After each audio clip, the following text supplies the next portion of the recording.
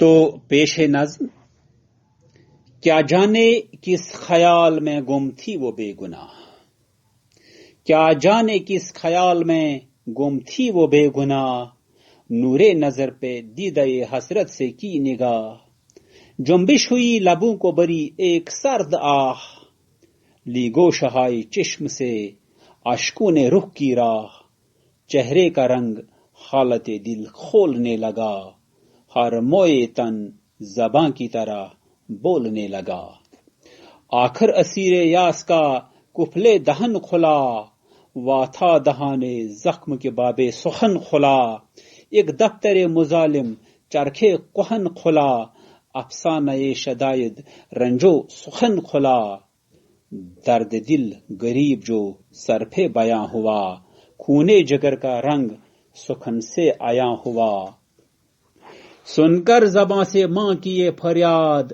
درد خیز، اس خستہ جاں کے دل پہ چلی غم کی تیگ تیز، عالم یہ تھا غریب کی آنکھیں ہوں اشک ریز، لیکن ہزار ضبط سے رونے سے کی گریز، سوچا یہی کہ جاں سے بے کس گزر نہ جائے، ناشاد ہم کو دیکھ کے ماں اور مر نہ جائے، کہتے تھے لوگ دیکھ کے ماں باپ کا ملال، ان بے قصوں کی جان کا بچنا ہے اب محال، ہے کبریا کی شان گزرتے ہی ماہ سال، خود دل سے درد ہجر کا کٹتا گیا خیال، ہاں کچھ دنوں تو نوحہ ماتم ہوا کیا، آخر کو رو کے بیٹھ گئے اور کیا کیا، اکثر ریاض کرتے ہیں پھولوں پہ باغبان، ہے دن کو دھوپ رات کو شبنم انہیں گھراں، لیکن جو رنگ باغ بدلتا ہے ناگہاں، وہ گل ہزاروں پردوں میں جاتے ہیں رائیگاں، رکھتے تھے جو عزیز انہیں جان کی طرح، ملتے ہیں دستیاس کو برگے خزاں کی طرح، اپنی نگاہ کرم ہے اس کارساز پر، صحرا چمن بنے گا وہ ہے مہرباں اگر، جنگل ہو یا پہاڑ سفر ہو کہ ہو حذر، رہتا نہیں وہ حال سے بندوں کے بے خبر، اس کا کرم شریک اگر ہے تو غم نہیں، دامان دشت دھمنے مادر سے کم نہیں۔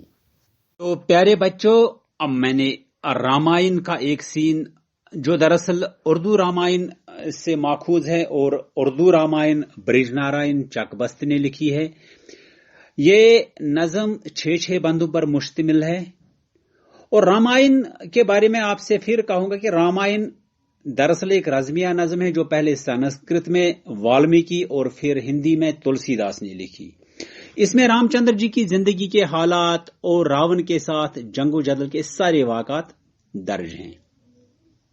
تو آپ نے دیکھا کہ اس نظم میں رامائن کا ایک سین، اس نظم میں شاعر نے اس منظر کشی کی ہے جب رام چندر جی اپنے والد کے حکم اور مرضی کے مطابق بنواس جانے کی تیاری میں ہیں، وہ اپنی ماں سے رخصت لینے کی غرض سے اس کی خدمت میں حاضر ہو جاتے ہیں، ماں اشک بار آنکھوں سے بیٹے کی طرف دیکھتی ہے اور بیٹا ماں کی درد خیز فریاد سن کر ضبط سے کام لیتا ہے۔ ماں اور بیٹے کی جدائی کا یہ جذباتی منظر ایک المناک صورتحال سے کم نہیں ہے۔ تو نظم کے پہلے بند میں چند مشکل الفاظ ہیں، ان کو ہم خط کشیدہ کریں گے، اور پہلا لفظ ہے نور نظر۔ نور نظر، نور نظر بیٹا، بیٹے کو نور نظر کہتے ہیں۔ دید، نظر، نگاہ،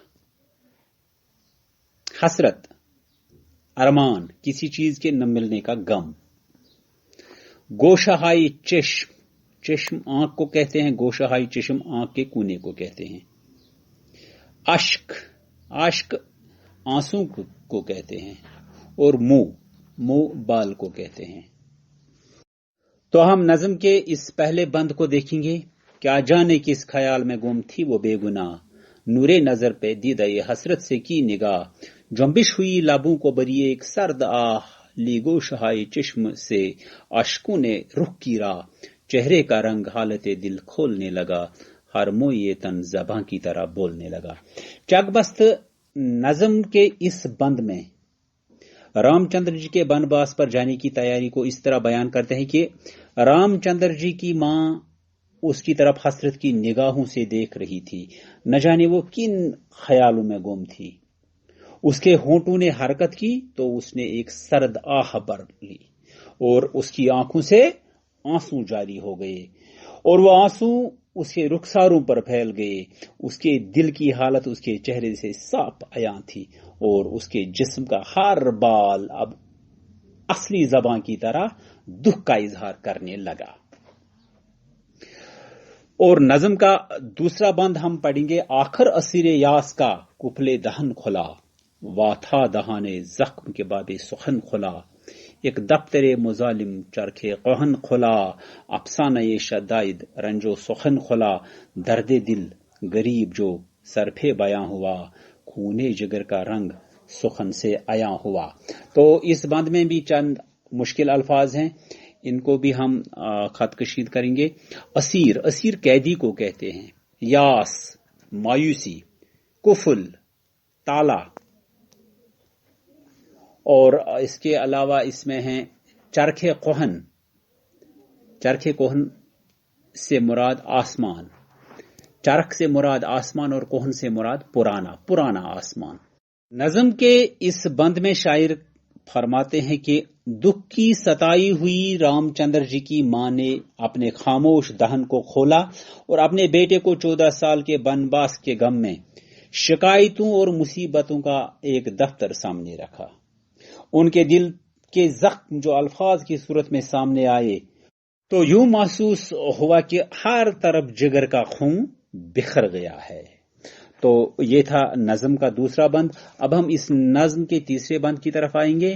سن کر زباں سے ماں کی یہ فریاد، یہ درد خیز، اس خستہ جاں کے دل پہ چلی غم کی تیگ تیز۔ عالم یہ تھا قریب کی آنکھیں ہوں اشکریز، لیکن ہزار ضبط سے رونے سے کی گریز۔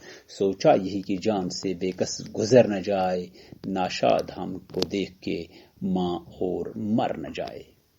اور اس بند میں بھی چند مشکل الفاظ ہیں، ان کو ہم خط کشیدہ کریں گے۔ درد خیز، تکلیف پیدا کرنے والا۔ تیگ، تیگ شمشیر کو کہتے ہیں۔ اشکریز، آنسو بہاتی ہوئی۔ ضبط، قابو۔ گریز، گریز کرنا، پرہیز کرنا۔ تو شاعر نظم کے اس بند میں کہتا ہے کہ ماں کی زبان سے یہ درد بری اور درد پیدا کرنے والی فریاد سن کر رام چندر جی کے دکھیا اور جلے ہوئے دل پر غم کی تیز تلوار چلی، یعنی بے حد آنسو جاری ہوئے، لیکن بڑی مشکل سے رام چندر جی نے رونے پر قابو پایا، اور وہ بھی یہ سوچ کر کہ مجھے روتا ہوا دیکھ کر ماں کی جان نہ نکل جائے، جب وہ مجھے غمگین دیکھے گی تو وہ مر جائے گی، اس لیے رونا مناسب نہ ہوگا، اس لیے رونے پر ضبط کیا۔ تو اب ہم اس نظم کے چوتھے بند کی طرف آئیں گے۔ کہتے تھے لوگ دیکھ کے ماں باپ کا ملال، ان بے قصوں کی جان کا بچنا ہے اب محال، ہے کبریا کی شان گزرتے ہی ماہ و سال، خود دل سے درد ہجر کا کٹتا گیا خیال، ہاں کچھ دنوں تو نوحہ ماتم ہوا کیا، آخر کو رو کے بیٹھ گئے اور کیا کیا۔ اس میں بھی 2-3 مشکل الفاظ ہیں، ان کو آپ انڈر لائن کیجئے۔ ملال، ملال دکھ کو کہتے ہیں، رنج کو کہتے ہیں۔ ماہ و سال، ماہ و سال مہینے اور سال۔ درد ہجر، جدائی کا درد۔ تو شاعر نظم کے اس بند میں کہتے ہیں کہ رام چندر جی کے بنواس جانے پر ان کے ماں باپ کا حال دیکھ کر لوگ کہتے تھے کہ کہیں یہ بیچارے بیٹے کی غم کی جدائی میں کہیں مر ہی نہ جائیں، لیکن اللہ کی شان نرالی ہے کہ مہینے اور سال گزرنے کے ساتھ ساتھ ان دونوں کے دل سے اپنے بیٹے کی جدائی کا غم دھیرے دھیرے کم ہونے لگا۔ انہوں نے کچھ دنوں بہت آہوزاری کی، آخرکار وہ خاموش ہو گئے۔ اور اب اس نظم کا ایک اور بند۔ اکثر ریاض کرتے ہیں پھولوں پہ باغباں، ہے دن کو دھوپ رات کو شبنم انہیں گھراں، لیکن جو رنگ باغ بدلتا ہے ناگہاں، وہ گل ہزاروں پردوں میں جاتے ہیں رائگان، رکھتے تھے جو عزیز انہیں جان کی طرح، ملتے ہیں دستیاس وہ برگے خزاں کی طرح۔ اور اس بند میں بھی چند الفاظ ہیں، ان کو آپ قلم بند کیجئے۔ ریاض، ریاض محنت کو کہتے ہیں، ریاض، ریاض محنت۔ اور اس کے بعد ہے رائگان ہونا، ضائع ہونا۔ شاعر نظم کے اس بند میں فرماتے ہیں کہ شری رام چندر جی کے والدین کا صبر اور شکر دیکھ کر یہ بات ذہن میں آ جاتی ہے کہ مالی بھی باغ میں پھولوں کی دیکھ بھال کرتا ہے، جبکہ دن کے وقت پھولوں کے لیے دھوپ اور رات کے وقت شبنم بظاہر مضر ہے، لیکن اچانک باغ خزاں کی وجہ سے جو رنگ بدلتا ہے تو پھول ہزاروں پردوں میں چھپ کر ضائع ہو جاتے ہیں۔ مالی ان پھولوں کو اپنی جان سے پیارے رکھتے تھے، جب وہ ان خزاں میں مرجھائے پھولوں کو دیکھتے ہیں تو وہ بس صرف افسوس کرتے ہیں۔ نظم کے آخری بند میں شاعر کہتا ہے، اپنی نگاہ کرم کارساز پر صحرا چمن بنے گا، وہ ہے مہرباں اگر جنگل ہو یا پہاڑ، سفر ہو کہ ہو حضر، رہتا نہیں وہ حال سے بندوں کے بے خبر، اس کا کرم شریک اگر ہے تو غم نہیں، دامان دشت دامن مادر سے کم نہیں۔ چند مشکل الفاظ کو آپ قلم بند کیجئے۔ حضر، ایک ہی جگہ قیام کرنا، سفر کا متضاد۔ کرم، مہربانی۔ دشت، جنگل۔ مادر، ماں۔ نظم کے اس آخری بند میں شاعر خالق کائنات کی کاریگری کی داد دیتا ہے اور اس بات کا برملا اظہار کرتا ہے کہ بنی نوع انسان کی نظر اللہ کے رحم و کرم پر ہو اور اس کی ذات پر توکل کرے تو اس کے لیے صحرا بھی گلستان ہوگا، خواہ وہ حالت سفر میں ہو یا حالت حضر میں، گھر میں ہو یا گھر سے دور۔ مالک حقیقی بندوں کے حال سے ہر آن باخبر رہتا ہے اور اس کا کرم نوع انسانی کے ساتھ ہو تو جنگل بھی ماں کی گود کی طرح کام آوے گا۔ تو بچوں، آخر پر آپ کے لیے چند سوالات۔ تو پہلا سوال ہے کہ رام چندر جی کو دیکھ کر اس کی ماں کیوں رونے لگی؟ ہاں، بالکل صحیح، کیونکہ رام چندر جی 14 سال کے لیے بنواس پر جا رہے تھے اور وہ اپنی ماں سے جدا ہو رہے تھے، اس لیے رام چندر جی کی ماں ان کو دیکھ کر رونے لگی۔ اور اگلا سوال ہے، رام چندر جی نے ماں کا حال دیکھ کر آنسو کیوں روک لیے؟ کیونکہ رام چندر جی جانتے تھے کہ اگر انہوں نے آنسو بہائے تو ان کی ماں کا حال بھی برا ہوگا۔